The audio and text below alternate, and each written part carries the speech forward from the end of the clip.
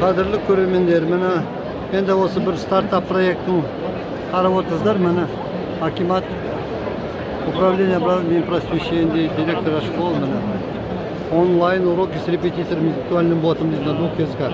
Бірақ өкінішке орай қағазшасы жоқ қой, айналайын. Қазақшасы бір айдан кейін болады. Бір айдан кейін, мен ойымша бір айдан кейін ол қажетті жоқ па деп ойлаймын оны. Мына түрмен біз қалай бастаймыз, ол солай болады. Сіздер как стартап ретінде, иә? Ұсыныс болса. Ана министрге қатысы жоқ, Асхат мырзаға. Айтмағамбетке ешқандай қатысы жоқ. Дополнительное образование. Жарайды айналайын, рахмет, жақсы. Бірақ мен ойымша Бағлан Мусин мұндай проекттерді мен білмеймін кім қарайды. Мұндай проектті жанынан жолытпау керек еді. Енді мен білмеймін біздің Digital Қазақстан не болатынын, Құдай біледі. Натырымен біз оңбаспыз. Енді ол қазақта мақал бар, жаман айтпай жақсы жоқ дейді. Сол себептен ол солай бізді кешірім. Солай ма айналайын? Жақсы. Ал жақсы. Міне келе жатырмыз. Медиатек. Аурел. Smart Technopreneur. Smart. Окей.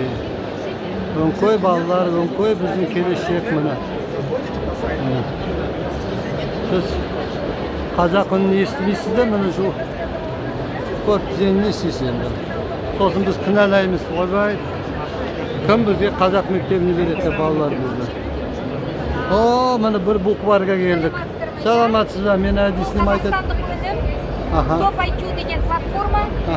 Міне былай первая страница выглядит вот таким образом. Қазақ тілін таңдап болады, орысша оқулықтар бар. А вот қалай ойлайсыз, мен әдейі мені кешіріңіз, рұқсат берген. Мені мысалы, иә, букварға келдік. А енді қазақша қалай печаттаймыз? Қалай печаттайсыз қазақша? Әліпби? Жоқ, негізі вот жайды редакторға кіріңіз, қазақшасы қалай печаттайсыз? Нені, әліппені ме? Жоқ, енді кез келген текст мысалы. Мысалы көрсетейін, онда мысалы сіздің балаңыз бірінші сыныпта оқыса, міне бірінші сынып барлық оқулықтары, өйткені мына жерде буквар неге? Өйткені биыл оқушылар буквар орысшасын таңдады да, қазақшасын мысалы басқа баспаны таңдады. Сондықтан біздің министрлікпен өткен ол біздің букварымыз орысша. Букварыңыз орысша? Орысша, басқалары бәрі қазақша өтті. Не экспертизадан өтеді ғой. Сонда өткені министерство образования, қазір просвещение дейміз ғой, одобренный учебниктар болады, утверждает министерство. Вот сонда в этом году утвержденный букварь прошел. А вообще негізі, вот біз латын әліппесі кеміне рухани жаңғыру деп оқырдық, сондай не болды. Осы қалай өз біздің министрліктер қалай жетеді осыған, қалай қарайды негізі? Mesela әлі годин әлі Кирилл әліппесінде еще орысша жасап жатырмыз, иә? Жоқ, әліппе қазақша әліппе ғой бар, бірақ ол басқа баспаны өтіп тұр ғой. Оқушылар ол өз экспертизадан өтеді ғой. Жоқ, мен бізде бірақсыз. Мен ойымша орысша бар ғой, зрив корень деген сияқты. Біз мысалы қазақша тіл дамытумен бірақ кибордпен не істейміз? Киборд, клавиатура, баспамен. Енді ол қазақша шығып жатыр ғой қазір. Мысалы, қазір дәптердің сыртында дәптер деп жазылады. Қазіргі бәрі өзгеріп жатыр ғой. Қазір айналайын. Келсінші, мен өтіп кетейін. Қазіргі күні бұл сұраныс, бұл үлкен мәселе, оны барлығы жөндеп жатыр. Өзіміз бәріміз қазақ тіліне көштік қой. Жоқ, қазақ тіліне көшкенмен біз тек қана ауызбен ғана көштік жай, ұранмен. Мысалы бізде тапсырмаларымыз оқулықтағы мысалы барлығы қазақша ғой. Мысалы бұл өте жаңағы бұл қазақстандық өнім. Топ IQ деген бұл оқу платформасы ғой. Мұнда барлық оқулықтар оцифрованы. Жақсы айналайын. Енді мысалы қазақ тілін, например, алсақ, барлық тапсырмалар қазақша, айтылған, мына жерде аудио, видео бәрі қазақша. Тапсырма орындалған. Рахмет. Мен просто айтайын деп едім, осылай қазақ тілі осылай қалай, осылай туады, осылай өледі деген сияқты. Білмейді, қайта қазір мен өзім жас компанияда жастармен істегенде барлығы қазақша ғой. Кешін есіміздің болады, Гүлнұр айналайын, от сізді мысалы оқу бітіріңіз 10 класс, иә? Қазақша бітіріңіз, медальмен бітіріңіз. Сосын барып университетсіз, онда жай медальмен бітіріңіз, мүмкін болса. Сосын келесіз жұмыс орнына, сосын не істейсіз? Мынандай буквармен жұмыс істемейсіз? Ну, 1С бухгалтерия берді дейсіз. иә. Тіпті болмаса жарайды, Магнумға бар, Смолға барып жайды, оператор мықты боласыз. Жұмыс таба алмай 2 ай оператор боласыз. Сіз ол жерде қазақ тілін көресіз бе? Сіз иә. Сіз сол Жарайды. туралы айтып жатсыз. Рахмет айналайын. Дұрыс айтасыз. Рахмет. Жақсы. сізге. Вот міне технологияны лазым осы. О, мүмкін бұлар бізді қуандыратын. Hello. Так, сіздер осы қазақ тіл жөнінде не айта аласыздар негізі? Digital Қазақстан дейді. Қалай ойлайсыздар? Do you speak Kazakh? No problem. Бәрі осылай қашады. Кез келген мен біраз қайта біздің жуырда осы өзбек мұнда бір компаниясы бар екен, соларға барып алам, қайта олар сондай қалай қуанышпен қарсы алды. Кез келген сұрағыңызға жауап беремін деп. Айта аласың ба, жауап бересің бе? Иә, мен дауыс дейтінмін, мына тіпті жақсы салып тұр өзі, дауыс өйткені ю әрпі міне у әрпіне сәйкес болып тұр. Бізде көріп ғой, неше версиясы болып тұр, міне өкінішке орай міне әлі күнге дейін 4 версиямыз бар еді, 4 нұсқамыз латын әрпіне біреу дамыған. Енді сіздер қазақша бірдеме көрсетесіздер ме негізі мен? Иә, көрсетеміз. Не көрсетесіздер мен? Біз сізге біздің разметка данныйымыз көрсетеміз. Бізде қазақ тілінде ең үлкен база. Біз қазақша кез келген диалог, манера, сөздерді біз анықтай аламыз.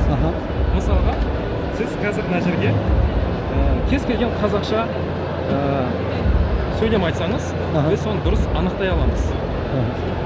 Айтып көре аласыз ба? Ал жарайды. Мына жерге айта беріңіз. Мына жерге қойайын ба? Digital Қазақстан деген не деген сөз осы? Біреу мен түсіндіріп бермем вообще негізі Digital Қазақстан. Мен біраз студенттермен интервью алдым. Өкінішке орай Digital Қазақстан көбі түсінбейді. Біз жуырда осы біздің декан Евразия университетінің Шахмардан фамилиясын сөйлеп келді. Осы мен Digital Қазақстанда әдейі ол кісіден Facebook'тан не алдым осы жүзі. Ол айтады, жоқ, сіз ол айтпаңыз, жақын арада бізде сондай қазақ тілі мен орыс тілі аударма пайда болады. Ол не деген аударма? Ол аударма ол живой жасап жатырмыз. Digital Қазақстан мен басқаша түсінуіміз керек. Мысалы, сізге софт болсын, не application сол берсе, сіз қазақ тіліне жазып, оны әрмен қарай қолдану, ол процесс обработки деген. Сол қалай болады? Ол соны көздеу керек. Ол сол себептен сіздер қазір не көрсете аласыздар? Қараңыз, 1 минут текст. Жақсы, өте қуанамын. Біз осыны жібердік. Так, сразу. Uzun сияқты текст. Покороче.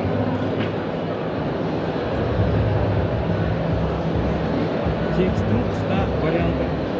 Өйткені былтыр маған бір қыз мындан еткенді, осыны көрсеткенді. Ол қызбен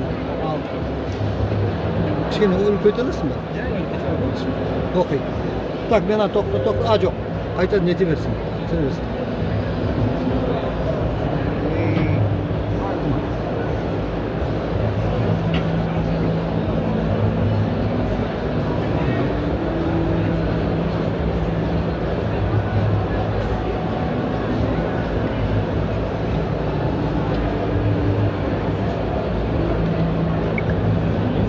Тексті біз сразу қазақ тіліне дұрыс әріптермен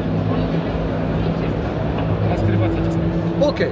Мынаны енді эдит не жазшы, нені редактор етші, осы де. Жоқ, редакция деген мені оны дұрыс түсіндіру. Еще бұл жерде бұйырса не болады, пунктуациялар болады скоро. Үтір, нүкте. Жоқ, бұларды өзгертші, бұл жерге қосып, не қосып кәні. Мына жерден өзгерте бересіз. Осы жерде өзгерте беруге болады. Қазіргі уақытта сізге көрсеткіміз келген, бұл кәдімгі қазақ тілін дұрыс анықтай алады. Жоқ, анықталды сен жоқ. Оны сіз алып үстінен өзгертіп жасасаңыз болады. Қатесі болса, дұрыстап жіберсеңіз болады бір-екі жер. Мысалға, көптеген журналистер болады мысалға да, жазбады ғой диктофонға бізге лақтырса, біз осы текстті оны дұрыс жақшылап бере аламыз. Мынау дауысты түсіну программа ғой. Мысалы, орыс тілінде уже артикль интеллигенс емес, институт тілдері. ақша қалай еді өкінішке орай олар мысалы уже саған жауап бермейді уже жұмыс істейді роботтар кәдімгі роботтар уже сайт арқылы жұмыс істейді рас емес пе сондай деңгей бар ма жауап береді ма бар бізде чат боты ғой қазір бізде ол үшін бізде мына жерде көріп тұрсыздар ғой сіздер мен байқап алып сіздер қашып жатсыздар мынаны кішкене редакция жасап редакция етіңдер ішінде жоқ қолмен қолмен кәдімгі оны жасайды